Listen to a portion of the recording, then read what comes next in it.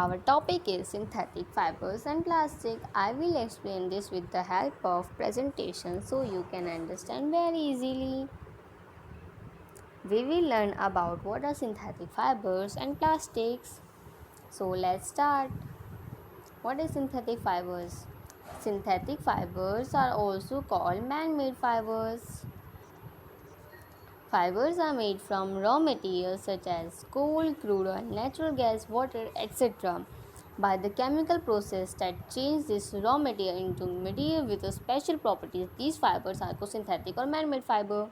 This is a definition of synthetic fiber. Do you know synthetic fiber is also a chain of small units jointed together? Each small unit is called monomer. A small unit combined to form long chain called polymer. Her synthetic fibre जो है वो हमारी एक chain है जो कि small units को joint करके बनाई गई है और उस सारे स्मॉल यूनिट्स को हम मोनोमर कहते हैं और जब वो सारे स्मॉल यूनिट्स कंबाइन होते हैं तो एक लॉन्ग चेन बनाते हैं उसे हम पॉलीमर्स कहते हैं.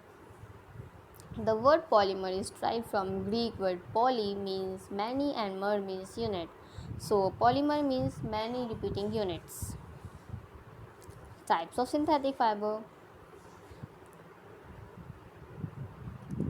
First type is rayon.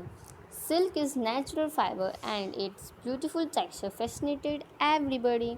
So people try to make it artificially. Silk एक नेचुरल फाइबर है तो फिर इसकी जो ब्यूटीफुल सा टेक्सचर था वो लोगों को भा गया. इस वजह से हमने उसको आर्टिफिशियली बनाने की कोशिश की और मतलब ये जो पिक्चर ऊपर दिख रही है ना ये रायन की है. By the end of 19th century, scientists made first man-made fiber called rayon. End of 19th century AD में साइंटिस्ट ने पहला फाइबर बनाया था जिसको हम रेयन कहते हैं. It is cheaper then silk and can be woven like silk fibre. It can be change into many colours. It is obtained by chemical treatment of wood pulp and properties similar to silk. Rayon is obtained from natural fiber, natural source, wood pulp, yet it is man-made fiber. हमको जो ये मिलता है chemical treatment की मदद से मिलता है मतलब जिसमें हम वुड पल्प की मदद लेते हैं और इसकी प्रॉपर्टीज़ एकदम मतलब सिमिलर होते हैं मिलते जुलते हैं सिल्क से. और रेयन जो है वो हमको नेचुरल सोर्स है मतलब नेचुरल सोर्स है वुड पल्प का और फिर भी इसको हम मैनमेड फाइबर कहते हैं. It is mixed with cotton to make bed sheet or mixed with wool to make carpets and it is absorbs sweat. That's why rayon clothes is comfortable to wear in summer. जब हम इसको cotton के साथ मिला देते हैं तो bedsheet बन जाती है. जब हम इसको वूल के साथ मिला देते हैं तो कारपेट्स बन जाते हैं और ये हमारे स्वेट को भी एब्जॉर्ब करता है. इस वजह से रेयन के क्लॉथ्स जो हैं वो कंफर्टेबल होते हैं वेयर करने में समर्स में. और ये जो बात थी कि केमिकल ट्रीटमेंट्स हैं वुड पल्प मतलब ये जो है अगर आपसे कोई पूछेगा कि मिलता कहाँ से है तो ये इसकी वो आंसर है. So our next topic is nylon. यहाँ पे जो आपको कुछ पिक्चर्स दिख रहे होंगे nylon socks toothbrush rope parachute ये जो हैं ये नायलॉन मटेरियल्स हैं. Nylon was first man-made synthetic fiber that was made without using any natural fiber from plants and animals. It is derived the name from cities of New York and London. It was prepared by using coal, water and air. Nylon जो है वो पहला man made synthetic fibre है जो कि बिना हम raw material के बिना बनाए हैं और उसमें हम प्लांट्स और एनिमल्स की मदद से बनाए हैं. और ये जो वर्ड है नाम है ये सिटीज़ से मिला है न्यूयॉर्क एंड लंदन. ठीक है जैसे न्यूयॉर्क है तो फिर न्यूयॉर्क से एन और वाई को मिला के नाई बना था और लंदन के LON को मिला के लॉन बनाया और इसको बनाया गया है कोल वाटर और एयर की मदद से. Nylon fibre is very strong elastic and light. It is lustrous in appearance. It is easy to wash and absorb very little water. It is used to make socks, ropes, tent, toothbrush, etc. A nylon thread is stronger than a steel wire. This is very important line. Nylon जो है उसकी जो thread है वो stronger है as compare to steel wire. So next topic is polyester. These are some things made from polyester. Polyester. Poly plus ester is another synthetic fiber made up of repeating units of chemical called ester. Fabric made of this fiber does not wrinkle easily. It is easy to wash, very strong, elastic and absorb very little water. ये symptoms मतलब ये चीज़ें जो हैं आपको मतलब ये benefits जो हैं आपको ज़्यादातर फाइबर्स में मिलेंगी. Polyester use to make pant, shirt, bedsheet, jacket etcetera. ये सब यूजेस मतलब यहाँ इस जगह पे पॉलिएस्टर यूज़ होता है. और टेरिलाइन and Dacron are different types of polyester fibers.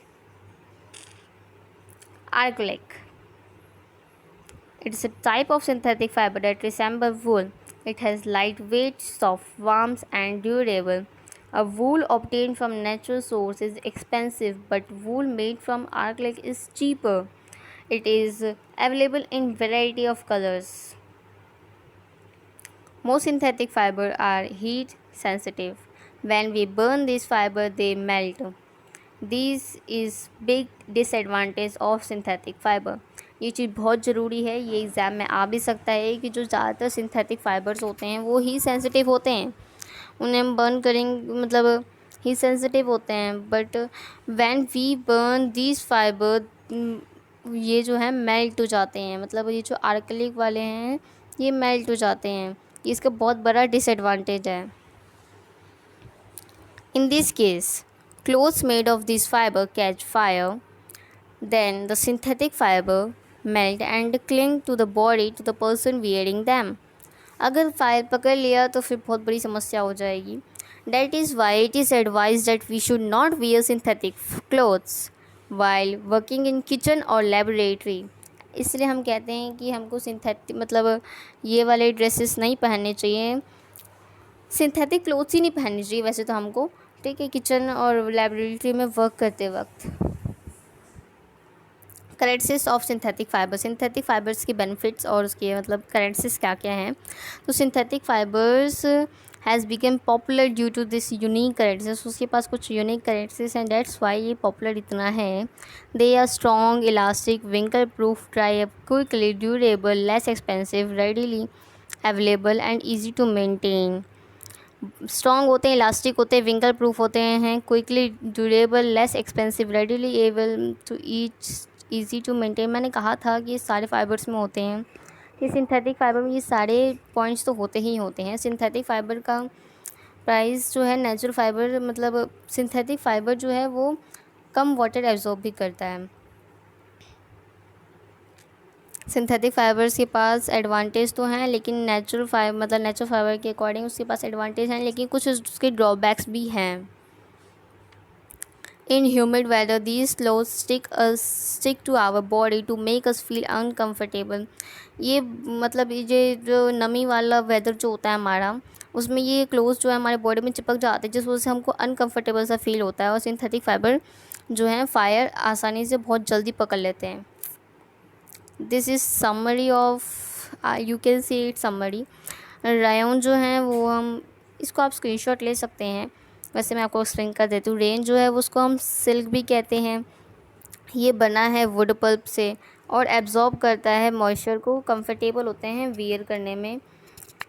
Nylon जो है first synthetic made entirely from chemicals. ये केमिकल्स से पहला बनाया हुआ था और ये कोल, पेट्रोलियम और एयर की मदद से बना है. स्ट्रॉन्ग, इलास्टिक, व्रिंकल ये उसकी वो है मतलब बेनिफिट्स हैं. और ये पॉलिएस्टर के हैं कि ये मोनोमर से बने हैं और इसको हम ईस्टर कहते हैं. जो मोनोमर से वो बने थे उनको हम ईस्टर कहते हैं.